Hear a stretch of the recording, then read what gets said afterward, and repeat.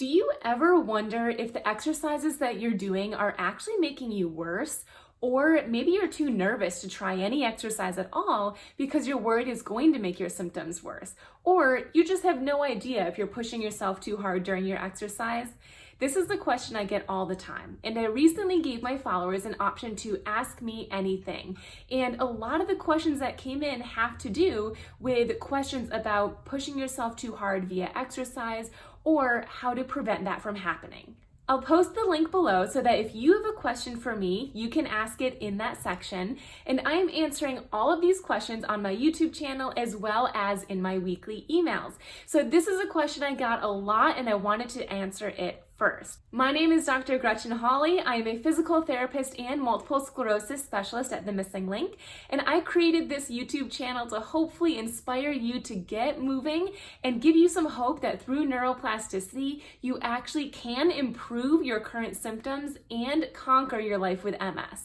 Truth be told, this is a hard question to answer because everyone responds to exercise differently, but there are a few common denominators that we can look at that will help you figure out how not to overdo it during exercise and how to exercise in an effective way. In an ideal world, when you're exercising, you will start to feel fatigued in the moment, or your muscles will start to feel sore in the moment, because that is a sign that your muscles are working, your heart is working, everything's working, and you're getting a little bit tired, and therefore that is when you should take a break. However, a lot of the times people don't notice while they're exercising that they're getting tired or maybe they're doing too much. You don't notice it until after the fact. So maybe an hour goes by or 2 hours go by or a full day goes by, and then you have that thought of, oh my gosh, I overdid it, I am exhausted, I can't get out of bed today.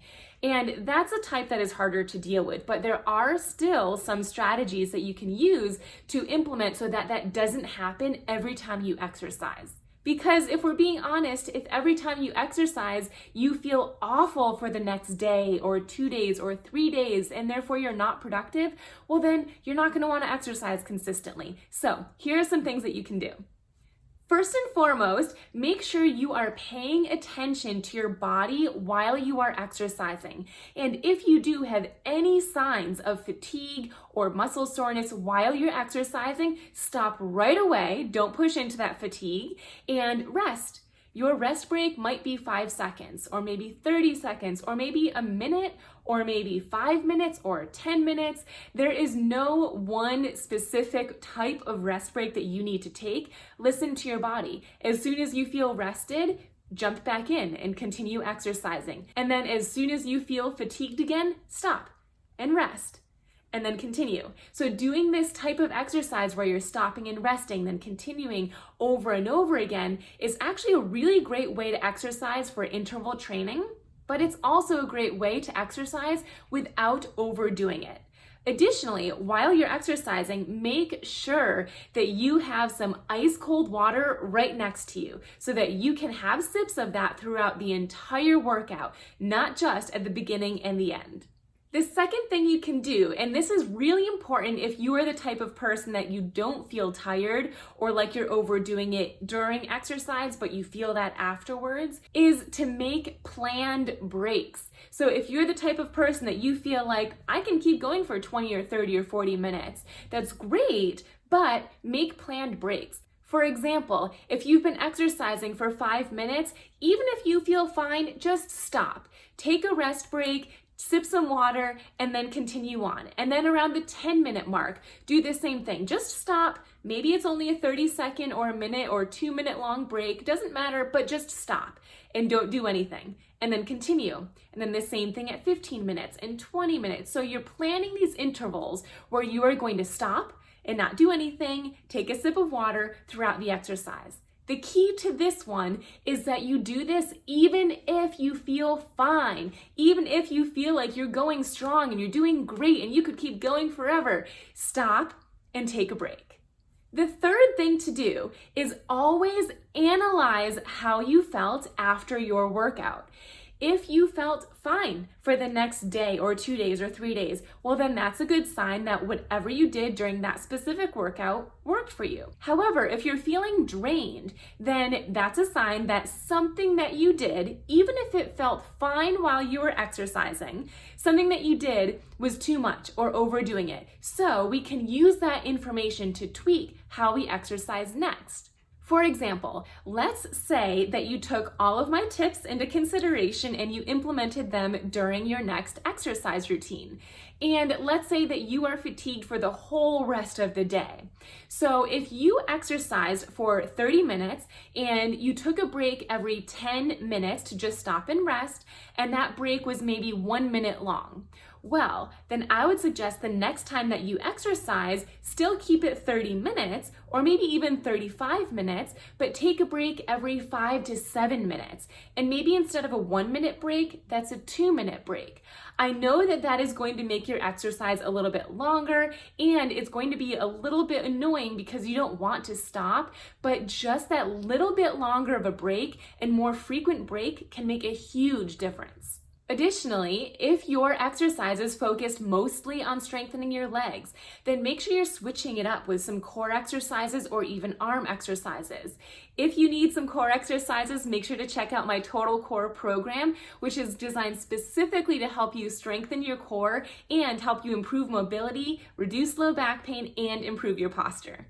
Lastly, I want you to keep in mind that if you are someone who deals with heat intolerance, which not everyone does, but it is a common symptom of multiple sclerosis, your core temperature rises while you're exercising. So that could make some of your symptoms flare temporarily. So if when you're exercising or if after you exercise, you feel weaker or extra fatigued or numbness and tingling or your vision is going a little bit, if any of the symptoms you've ever had with MS start worsening during or after exercise, it could just simply be because your core temperature rose a little bit too high.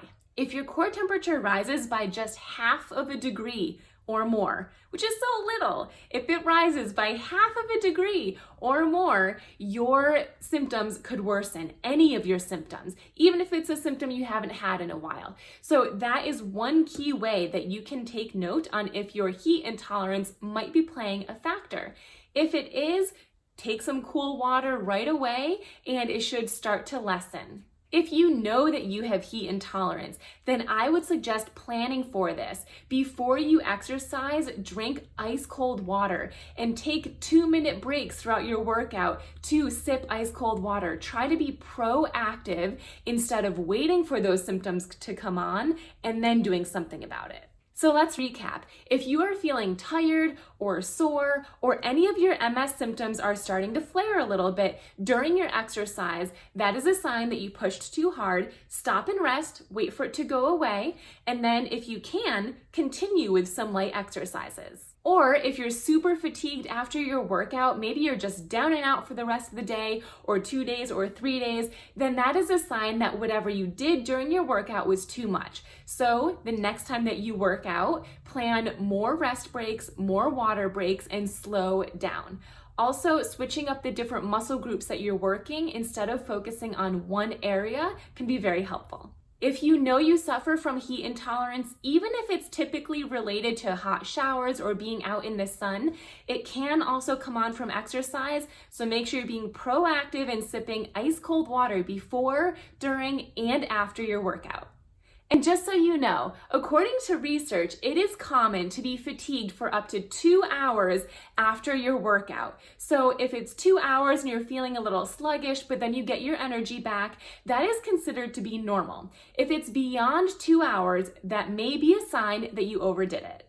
I hope you found this video helpful, and if you're in search of specific exercises for multiple sclerosis, maybe to help with your strengthening or your balance or walking or even fatigue, then check out the video I posted in the comment section below all about the missing link. It's my online MS wellness program that is geared specifically towards people with MS and other mobility issues. The link below shows you a behind the scenes so you can see exactly what the program entails.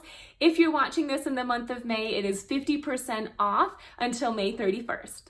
Or if you have any questions at all, feel free to email me at gretchen@drgretchenhawley.com.